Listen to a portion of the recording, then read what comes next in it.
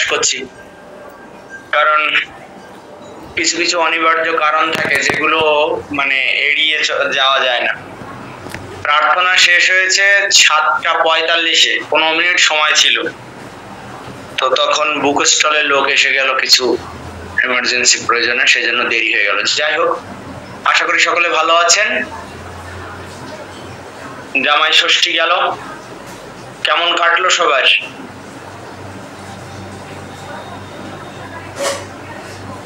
আশা করি খুব আনন্দে কেটেছে। আর একটু ঝড় বৃষ্টি, নিম্নচাপ। শুরু করি। প্রথমে বৈদিক শান্তি মন্ত্র। ওম সহনা ভবতু সহনৌ ভুনক্তু সহ বীর্যং করবাবহৈ তেজস্বিনাবধীতমস্তু মা বিদ্বিষাবহৈ। ওম শান্তি শান্তি শান্তি। হরি ওম।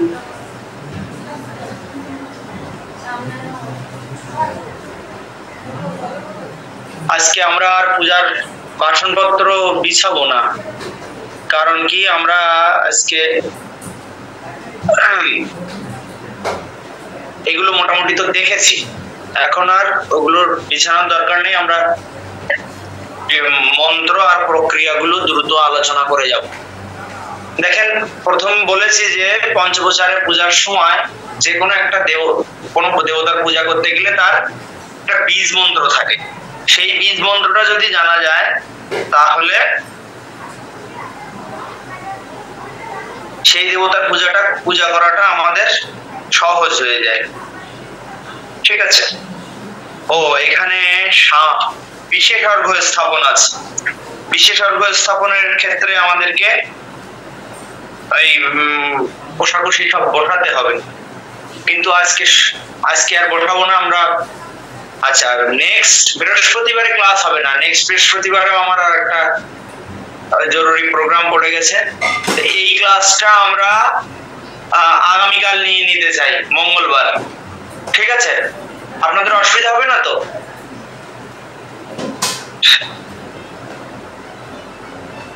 আর চাইলে আমরা শনিবারেও ক্লাস নেব, শনিবার নেব, রবিবারও নেব। এইভাবে আমাদেরকে কভার করতে হবে। আর যেহেতু রাত্রে ক্লাস হয়, আশা করি কারোর অসুবিধা হওয়ার কথা নয়।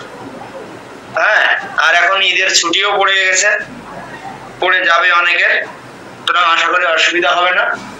আমরা এইভাবে একটু ম্যানেজ করে নিতে হবে। আমাদের এখানে শ্রী শ্রী কালী পূজা পর্যন্ত হয়েছিল। কালী পূজার পরে আমরা গন্ধপুষ্পের ওখানে যে কিছু পূজা ছিল সেগুলো শেষ করেছি। এখন ঋষ্যা দিনাশ করে আমাদের মূল মানে যে ইষ্ট দেবতা তার পূজাতে যাব। ঋষ্যা দিনাশ করে করন্যাস, অঙ্গন্যাস, তারপরে ব্যাপকন্যাস, তারপরে ধ্যান, মানস পূজা, তারপরে সামান্য অর্ঘ্য স্থাপন, সামান্য অর্ঘ্য নয়, বিশেষ অর্ঘ্য স্থাপন, তারপরে দশপ্রচারের পূজা। আর দশপ্রচারের পূজার ক্ষেত্রে আমাদের যে নৈবেদ্য নিবেদন, আগের দিন বলেছিলাম যে বিশেষ নৈবেদ্য নিবেদন আছে, সেটা আজকে দেখিয়ে দেব। আর এই বিশেষ অর্ঘ্য স্থাপনটা আগামীকালকে দেখাবো। আজকে আর কোষাকুষি মানে এই পূজার বাসনপত্র বিছাচ্ছি না, ওটা করতে গেলে আরো দেরি হয়ে যাবে, এমনি দেরি হয়ে গেছে। 29 নাম্বার দেখুন, 29 পৃষ্ঠায় 29 নাম্বার।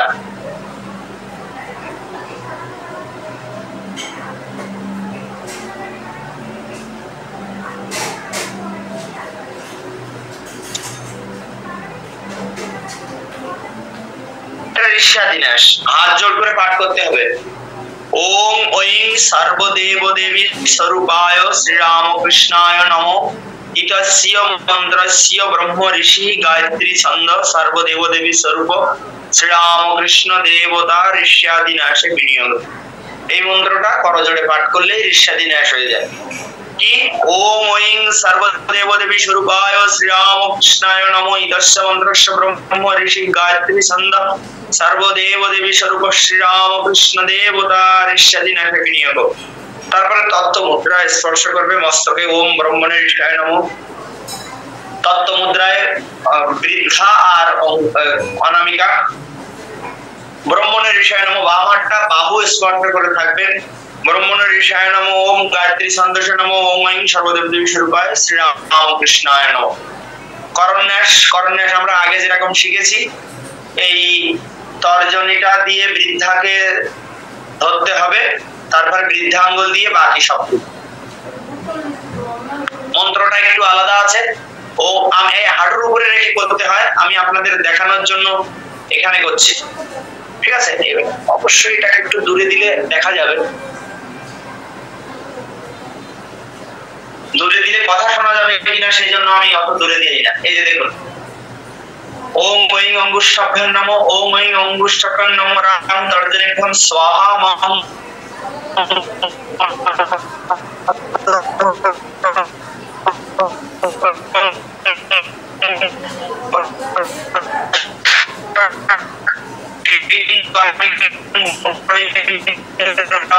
কৃষ্ণ করায়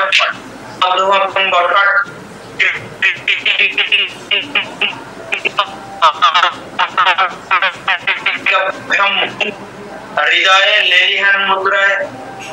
ওম ঐং হৃদয়ায় নমো রাম শিরসে স্বাহা মং শিখায়ে ভূষট ক্রিং কবচায় ওম স্নান নেত্রভ্যম ভূষট ঐং রামকৃষ্ণ করতল পৃষ্ঠভম অস্ত্রায় ফট। করন্যাস, অঙ্গন্যাস কারোর অসুবিধা নেই তো?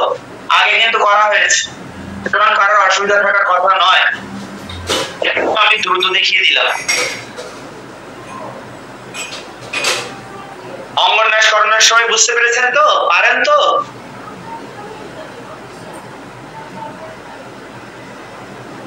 আচ্ছা, এবার ব্যাপকন্যাস। ওঙ্কার পুটিত মূল মন্ত্র উচ্চারণ করতে করতে 3 বার ব্যাপকন্যাস করবে। মাথা থেকে পা পর্যন্ত এবং পা থেকে মাথা পর্যন্ত উভয় হস্ত দিয়ে মার্জনা করলে একটি ব্যাপকন্যাস হয়। এভাবে 3 বার বা 5 বার করবে। আগে দেখিয়েছি ব্যাপকন্যাস ইয়ে করা, তারপর আবার দেখাচ্ছি।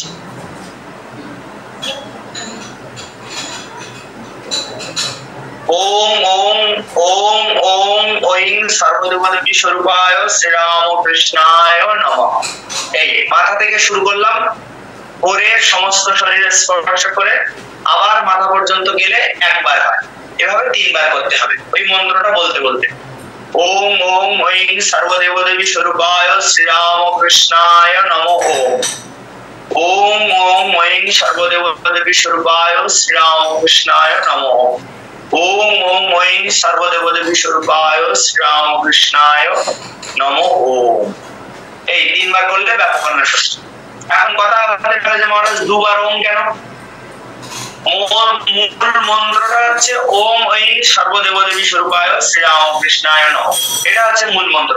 কিন্তু এখানে ওঙ্কার পুটিত। পুটিত মানে হচ্ছে সামনে একটা ওঙ্কার আছে, পিছনে একটা ওঙ্কার আছে, এই জন্য 2 বার, প্রথমে 2 বার ওঙ্কারের উচ্চারণ হয়েছে।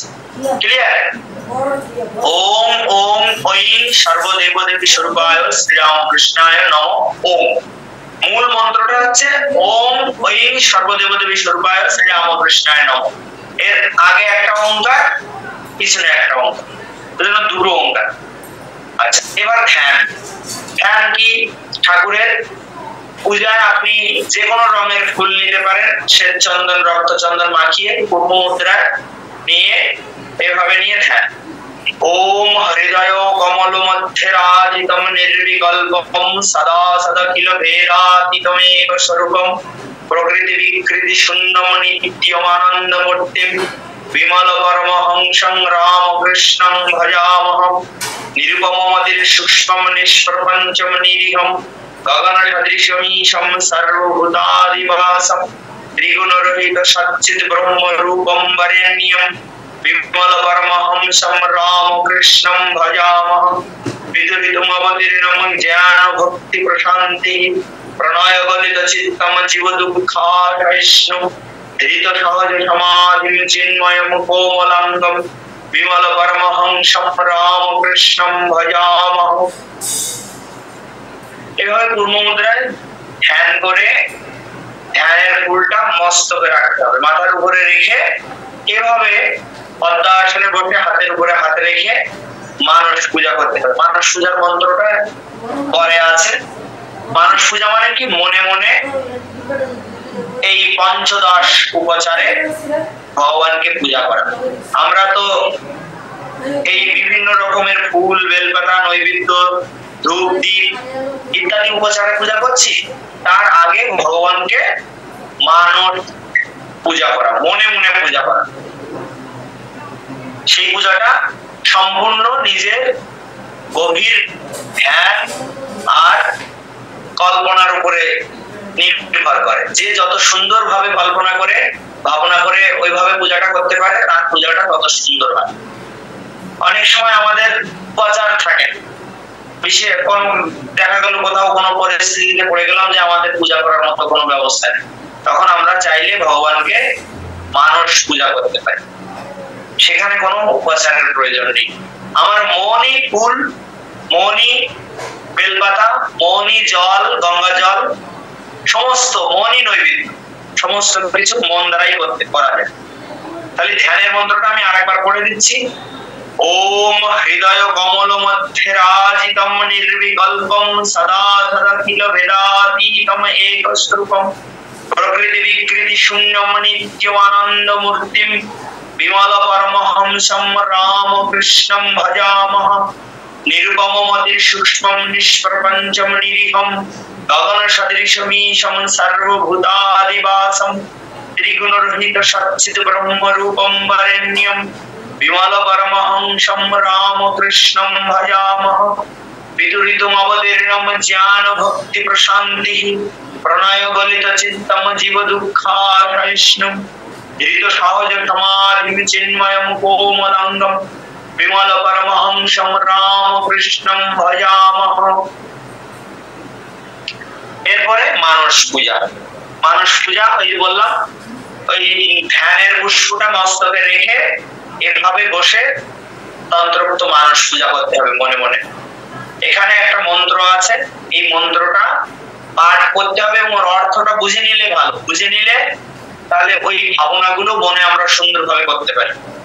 ওম ঋৎপদ্মাসনমদদ্যাৎ সহস্রারচিতমৃতৈঃ পদ্যম চরণয়োর্দত্তাৎ মনস্তু অর্ঘ্যং নিবেদয়ৎ তেনামৃতেন আচমনীয়ং স্নানিয়ং তেন সংস্কৃতম আকাশতত্ত্বং বস্ত্রং সদ্গন্ধতত্ত্বং চিত্তং প্রকল্পয়ত পুষ্পং ধূপং প্রাণান প্রকল্পয়ত তেজসত্তং চ দীপার্থং নৈবেদ্যং সৎসুধং বুধিঃ अनाहत धनिर्घंटा वायु तत्तं च चामरं सहस्रारं भवेत् सत्रं शब्दतत्तं च गीतकं नृत्यमिन्द्रिय कर्माणि चाञ्चल्यं मनसस्तथा सुमेखलं पद्ममालं पुष्पं नानाविधं तथा अमयद्भिर्भाव पुष्पैर्यर्चयत् भावगोचरम् अमयमन अहंकारम अमयम परागममदं तथा अमहकम अदम्भं च अदेश तथा अमच्छर्यं मालवं च तटपुष्पं विदुर्बुधा अहिंसा परमं पुष्पं पुष्पमिन्द्रिय निग्रहः दया पुष्पं क्षमा पुष्पं ज्ञान पुष्पं च पंचमम् इति पंचदश भावर पुष्पं पुष्पैः सम्पूजयत शिवम्। এই হচ্ছে তন্ত্রোক্ত মানস পূজা। হ্যাঁ, হৃৎপদ্মাসন, হৃদয়কে পদ্ম আসন রূপ ভগবানের ইষ্টকে দান করলাম। সহস্রার অচ্যুতামৃতৈঃ, সহস্রার মানে আমার সহস্রদল পদ্ম আছে মস্তকে, এখান থেকে যে চ্যুত অমৃত দ্বারা পাদ্যম চরণয়োর দদ্যাৎ পাদ্য দিলাম মনঃ তু অর্ঘ্যম নিবেদয়, মন রূপ অর্ঘ্য নিবেদন করলাম। তেন অমৃতেন, সেই অমৃতেন অমৃতের দ্বারা আচমনীয়ম স্নানিয়ম তেন সংস্কৃতম, তার দ্বারা আচমনীয়ম করালাম, স্নান করালাম। আকাশ তত্ত্বম বস্ত্রম, আকাশ তত্ত্ব, যে আকাশ তত্ত্ব পাঁচটি তত্ত্ব আছে না, ক্ষিতি অপ তেজ মরুত বিয়ম, এই হচ্ছে বোম আকাশ তত্ত্ব।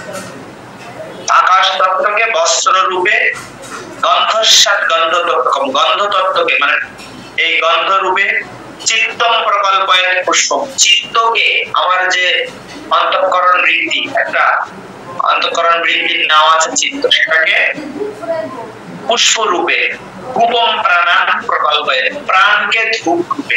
এইভাবে এই মানসিক পূজা আর কি। এই মন্ত্রটা বারবার করে একটু পড়তে হবে, পড়লে সরল হয়ে যাবে।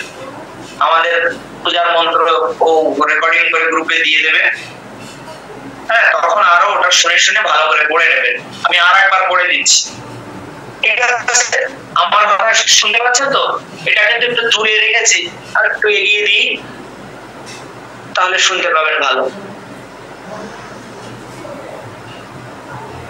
ओम हरित हरित पद्मासनमदद्यत् सहस्रारचितमृतैः पद्यं चरणयोर्दत्तमनस्तु अर्घं निवेदयत् तेनामृतेन आचमनीयं स्नानीयं तेन च स्मृतम् आकाशतत्तं गवस्त्रं सद्गन्धसद्गन्धतत्त्वकं चित्तं प्रकल्पयत् पुष्पं धूपं प्राणान् प्रकल्पयत् तेजस्तत्तं च दीपार्थं नैवेद्यं सत्सुधं बुधिः अनाहत धनिर्घण्टा वायु तत्त्वं च चामरं सहस्ररं भवेत्सत्रं शब्दतत्त्वं च गीतकं नृत्यमिन्द्रियकर्माणि चाञ्चल्यं मनसस्तथा सुमेखलं पद्ममालं पुष्पं नानाविधं तथा अमयाद्यर्भावपुष्पैरर्चयत् भावगोचरम् अमयमनहङ्कारमारागममदं तथा अमोहकम् अदम्बं च अध्यक्षाक्षभौ तथा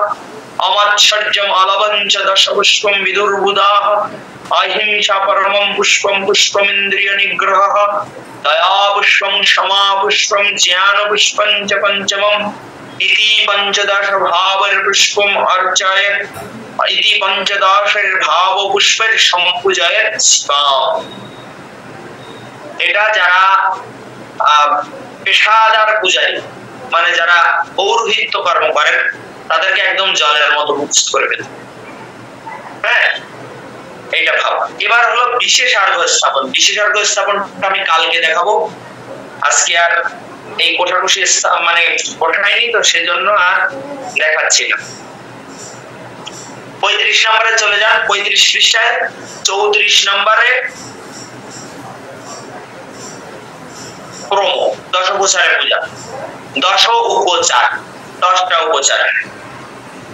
এখানে শ্রীরামকৃষ্ণের বীজ মন্ত্র হচ্ছে ঐম। তাহলে ওম ঐম এতৎ পাদ্যম, প্রথম উপচার হচ্ছে পাদ্য। ওম ঐম এতৎ পাদ্যম সর্বদেবদেবী স্বরূপায় শ্রীরামকৃষ্ণায় নমঃ। পাদ্য মানে পা ধোয়ার জল। আমরা আগে বাড়িতে লোক এলে পা ধোয়ার জল দিতাম না, অতিথি এলে বা সম্মানীয় কেউ এলে পদ প্রক্ষালনার্থে ড্রিঙ্গারে করে তাকে জল দেওয়া হতো। আবার কখনো কখনো খুব গুরু কিংবা গুরুতুল্য পূজনীয় কেউ এলে ড্রিঙ্গারে জল ঢেলে একটা পাত্রে তার চরণ দুখানি নিয়ে তাকে উত্তম আসনে বসানো হতো, বসিয়ে একটা পাত্রে তার চরণ দুখানি নিয়ে পদ প্রক্ষালন করে দিতেন আর কি শিষ্যরা গুরুকে। তারপরে পা মুছিয়ে দিতেন। অনেক সময় দেখা যায় মায়েরা তার চুল দিয়ে পা মুছিয়ে দিয়েছেন। এগুলো ভক্তি শ্রদ্ধার ব্যাপার, ঠিক আছে?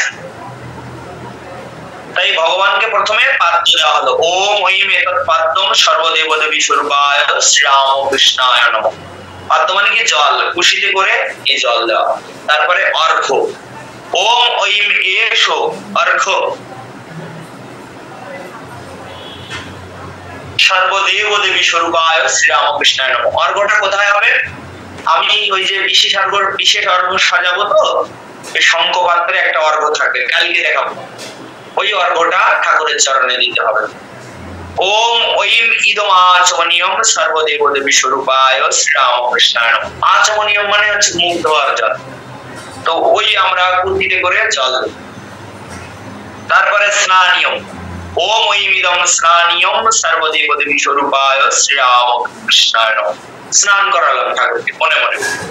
ওম ঐম এষ গন্ধ, স্নান করিয়ে এবার গন্ধ, সুগন্ধ, ভগবানকে সুগন্ধ চন্দন দ্বারা সমস্ত শরীর লিপিত করব, এইরকম ভাবনা করে ওম ঐম এষ গন্ধ সর্বদেবদেবী স্বরূপায় শ্রীরামকৃষ্ণায় নমঃ। তারপরে পুষ্প, সচন্দন পুষ্প, ওম ঐম ইদম সচন্দন পুষ্পম সর্বদেবদেবী স্বরূপায় শ্রীরামকৃষ্ণায় নমঃ।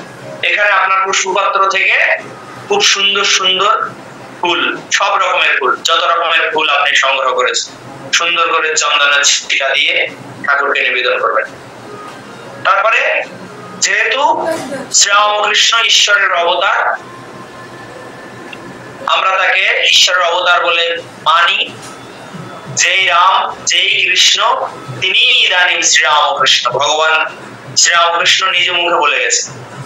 সেই হিসাবে আমরা ভগবানকে তুলসী পত্র দিই। ওম নমস্তে বহুরূপায় বিষ্ণবে পরমাত্মনে স্বাহা। যেরকম ভগবান বিষ্ণুর পূজা করার সময় আমরা তুলসী পত্র দিই, নারায়ণের পূজার সময় তুলসী পত্র দিই, সেই রকম আমার ইষ্টের পূজার সময়, কারণ আমার ইষ্টই আমার কাছে সর্বদেব দেবী স্বরূপ। তো যেরকম স্বয়ং বিষ্ণু থেকে সমস্ত অবতার অবতীর্ণ হন, বিষ্ণুকে আমরা যে তত্ত্ব মানি, যেভাবে পূজা করি, আমার ইষ্টকেও বা সমস্ত অবতার পুরুষকেও আমরা সেভাবে পূজা করব। ওম নমস্তে বহুরূপায় বিষ্ণবে পরমাত্মনে স্বাহা। ওম ঐমিদম সচন্দন তুলসী পত্র, দুটো তুলসী পত্র নিয়ে সাদা চন্দন মাখিয়ে ভগবানের দুটি পায়ে নিবেদন করতে হবে মনে মনে। ওম ঐমিদম সচন্দন বিল্লপত্রম সর্বদেবদেবী স্বরূপায় শ্রীরামকৃষ্ণায় নমঃ। এখানে দেখুন বিষ্ণুকে কিন্তু আমরা বিল্লপত্র দিই না, শুধু তুলসী পত্র দিই, কারণ এটা বিষ্ণু তত্ত্ব, আর শিব তত্ত্বকে বিল্লপত্র দেওয়া হয়। কিন্তু ঠাকুর একাধারে শিব তত্ত্ব আবার বিষ্ণু তত্ত্ব, সেজন্য তুলসী পত্র দেব, তুলসী পত্র দেব, আবার বিল্লপত্রও দেব। এবার ওম ঐমেশ ধূপ, ধূপ দেব ঘন্টা বাজাতে বাজাতে, নতুন করে দুটো তিনটে ধূপ জ্বালিয়ে এরকম করে ঠাকুরের একটা গায়ত্রী মন্ত্র আছে, ওম রাম কৃষ্ণায় বিদ্মহে গদাধরায় ধীমহি তন্নো দেব প্রচোদয়াৎ। ওম গায়ত্রী মন্ত্র ওঙ্কার দিয়ে শুরু হয়, ওঙ্কার দিয়ে শেষ হয়, ওঙ্কার পুটিত। কি বললাম? ওম রাম কৃষ্ণায় বিদ্মহে গদাধরায় ধীমহি তন্নো দেব প্রচোদয়াৎ। ওম, এই মন্ত্র বলতে বলতে ঘন্টা বাজাতে বাজাতে ধূপ দীপ দেব। তারপরে নৈবেদ্য,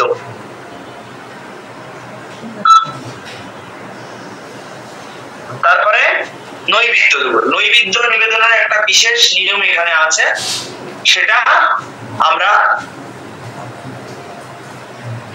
ওটা আমরা কালকে দেখাবো, কালকে দেখাই, কারণ যেহেতু ওটা বাসনপত্র বিছিয়ে দেখালে সুবিধা হবে, সুতরাং আমরা আগামীকাল ওই বাকি থাকলো কোনটা, বিশেষ অর্ঘ দেখানোটা আর নৈবেদ্য নিবেদনটা। তারপরে শোককরণ নৈবেদ্য নিবেদন হলো এবার পানার্থ, পান আর্থ মানে পানের জন্য উদক, পান করার জন্য জল নিবেদন করা। ওম ঐমিদম পানার্থ দোকম সর্বদেব দেবী স্বরূপায় শ্রীরামকৃষ্ণায় নমঃ। ওম ঐমিদম পুনরাচমনিয়ম সর্বদেব দেবী স্বরূপায় শ্রীরামকৃষ্ণায় নমঃ। ওম ঐমিদম তাম্বুলম সর্বদেব দেবী স্বরূপায় শ্রীরামকৃষ্ণায় নমঃ। মন্ত্র একই আছে, শুধু আমার উপচারগুলো পৃথক হচ্ছে, পৃথকের জন্য পৃথক ভাবে তার সংস্কৃত রূপ আসছে। যেরকম ইদম তাম্বুলম, ইদম পুনরাচমনিয়কম, ইদম পানার্থদকম, ইদম সোপকরণ নৈবেদ্যম, এষো দীপ, এষো ধূপ, ইদম সচন্দন বিল্লপত্র, ইদম সচন্দন পুষ্প। ঠিক আছে, উপচারগুলোতে শুধু পরিবর্তন হচ্ছে। প্রথমের মন্ত্র ওম ঐম এটা ঠিক থাকছে, শেষে সর্বদেব দেবী স্বরূপায় শ্রীরামকৃষ্ণায় নমঃ এটাও ঠিক থাকছে, শুধু মাঝখানের ওই যে উপাচারের গুলো মন্ত্রগুলো পরিবর্তন হচ্ছে। এবার ঠাকুরকে পুষ্পাঞ্জলি দিতে হবে। পুষ্পাঞ্জলি মানে কি? পুষ্পাঞ্জলি আপনি সাজিয়ে নিলেন বিল্লপত্রের চন্দন মাখিয়ে, হ্যাঁ, যেরকম করে অর্ঘ্য সাজাতে হয় ওরকম করে দিতে পারেন, অথবা শুধু বিল্লপত্রের চন্দন মাখিয়ে ফুল দিয়ে পুষ্পাঞ্জলি দিতে পারেন। এখানে 3 বার বা 5 বার দেওয়ার কথা আছে, আমরা একবারও দিতে পারি। আমার সামর্থ্য থাকলে 3 বার 5 বার দেব, না থাকলে একবার দিতে পারব দেব। ওইভাবে ফুল বেলপাতা হাতে নিয়ে মন্ত্র পড়তে হবে, ওম ঐম এষো সচন্দন পুষ্প বিল্লপত্রাঞ্জলি সর্বদেব দেবী স্বরূপায় শ্রীরামকৃষ্ণায় ঔষধ। এটা হলো ঠাকুরের পুষ্পাঞ্জলি। আর সপার্ষদ শ্রীরামকৃষ্ণের একটা পুষ্পাঞ্জলির মন্ত্র আছে, আমরা সাধারণত ওই পুষ্পাঞ্জলিটা দেই যখন বিশেষ পূজার ক্ষেত্রে, সপার্ষদ, সেটা আমরা পরে পাবো। এখানে যেহেতু এখন ঠাকুরের পূজা হলো, সেই জন্য শুধু ঠাকুরের পুষ্পাঞ্জলি হলো। এবার ঠাকুরের ষড়ঙ্গ দেবতার পুষ্পাঞ্জলি, একটা গন্ধপুষ্প পূজা। ওম ঐং, এটা গন্ধপুষ্প শ্রীরামকৃষ্ণ ষড়ঙ্গ দেবতা প্রিয় নম। ওম ঐং, এতে গন্ধপুষ্প শ্রীরামকৃষ্ণ আবরণ দেবতা প্রিয় নম। এভাবে দিয়ে আমরা শেষ করতে পারি।